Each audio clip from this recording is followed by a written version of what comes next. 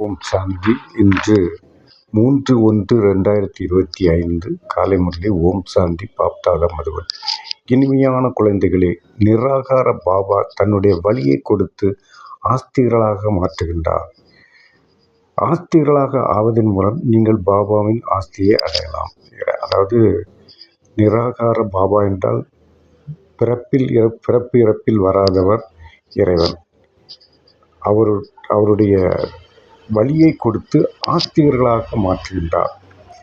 ஆஸ்திகர்களாக ஆவதின் மூலம் நீங்கள் பாபாவின் ஆஸ்தியை, சொத்தை அடையலாம் என்று தலைப்பில் சொல்கின்றார். கேள்வி: எல்லையற்ற ராஜ்யத்தை அடைவதற்கான எந்த 2 விஷயங்களின் மீதும் முழுமையான கவனம் கொடுக்க வேண்டும்? 1. படிப்பின் மீது. 2. சேவையில் முழு கவனம் செலுத்த வேண்டும். படிப்பின் மீதும் சேவையிலும் முழு கவனம். 2 பாயிண்ட், வெரி இம்பார்ட்டன்ட் பாயிண்ட். சேவைக்காக மிக நல்ல லட்சணமும் வேண்டும். சேவை செய்ய வேண்டும்னா நல்ல லட்சணமும் வேண்டும். இந்த படிப்பு மிகவும் அதிசயமானதாகும். இதன் மூலம் நீங்கள் ராஜ்யத்தை அடைகிறீர்கள். துவாபர யுகத்திலிருந்து செல்வத்தை தானம் செய்வதன் மூலம் ராஜ்யம் கிடைக்கிறது. ஆனால் இப்போது நீங்கள் படிப்பின் மூலம் இளவரசன், இளவரசியாக ஆகின்றீர்கள். எவ்வளோ அழகாக படிப்பு. இந்த படிப்பை படிக்கும்போது நீங்கள் இளவரசன், இளவரசி ஆகுவதற்கான தகுதியை அடைகிறீர்கள் என்று இறைவன் சொல்கின்றார்.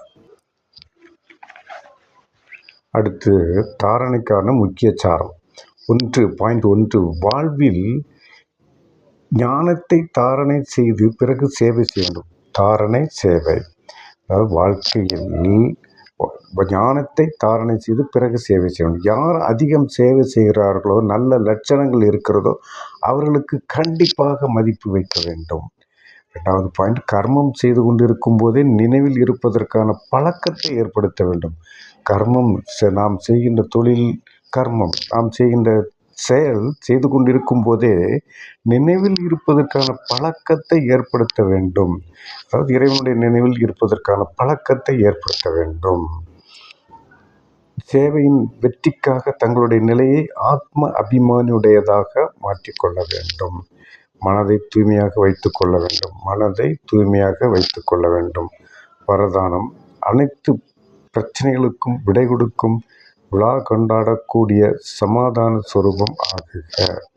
வரதானம்: அனைத்து பிரச்சனைகளுக்கும் விடை கொடுக்கும், விழா கொண்டாடக்கூடிய சமாதான சொரூபம் ஆக. நீங்கள் எப்போது தனது சம்பூர்ண ஸ்திதியில் நிலைத்திருப்பீர்களோ அப்போதுதான் சமாதான சொரூப ஆத்மாக்களின் மாலை தயாராகும். நீங்கள் எப்போது தனது சம்பூர்ண, முழுமையான ஸ்திதியில் நிலைத்திருப்பீர்களோ அப்போதுதான் சமாதான சொரூப ஆத்மாக்களின் மாலை தயாராகும் என்று இறைவன் சொல்கின்றார். சம்பூர்ண ஸ்திதியில் இருக்கும்போது பிரச்சனைகள் குழந்தையின் விளையாட்டாக அனுபவமாகும். சம்பூர்ண முழுமையான ஸ்திதியில் இருக்கும்போது பிரச்சனைகள் குழந்தையின் விளையாட்டாக, அது ஒரு விளையாட்டாக, பிரச்சனைகள் ஒரு விளையாட்டாக அனுபவமாகும். அதாவது சமாப்தி ஆகிவிடும். பிரம்ம பாபாவின் முன் ஒரு குழந்தை பிரச்சனையை எடுத்து வந்தால் அந்த பிரச்சனைக்கான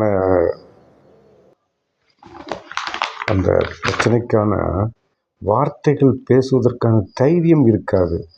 அந்த விஷயங்களையே மறந்து விடுவர். அதை போன்று குழந்தைகளாய் நீங்களும் சமாதான சுரூபம் ஆகும்போது அரை கல்பத்திற்கு பிரச்சனைகளுக்கு விடை கொடுக்கும் விழா நடந்துவிடும். உலக பிரச்சனைகளுக்கு சமாதானமே மாற்றமாகும். உலகத்தில் நடக்கின்ற பிரச்சனைகளுக்கு சமாதானமே மாற்றமாகும். ஸ்லோகன்: யார் சதா ஞான சிந்தனை செய்கிறார்களோ அவர்கள் மாயின் ஈர்ப்பிலிருந்து தப்பித்து விடுவார்கள்.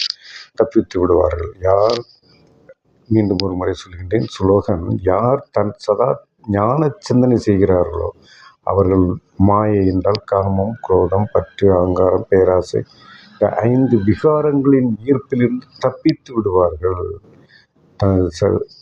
ஸ்லோகன் அருமையாக சொல்லியிருக்கின்றார். அடுத்த பாயிண்ட், தனது சக்திசாலியான மனதின் மூலம் சக்தி கொடுக்கும் சேவை செய்யுங்கள்.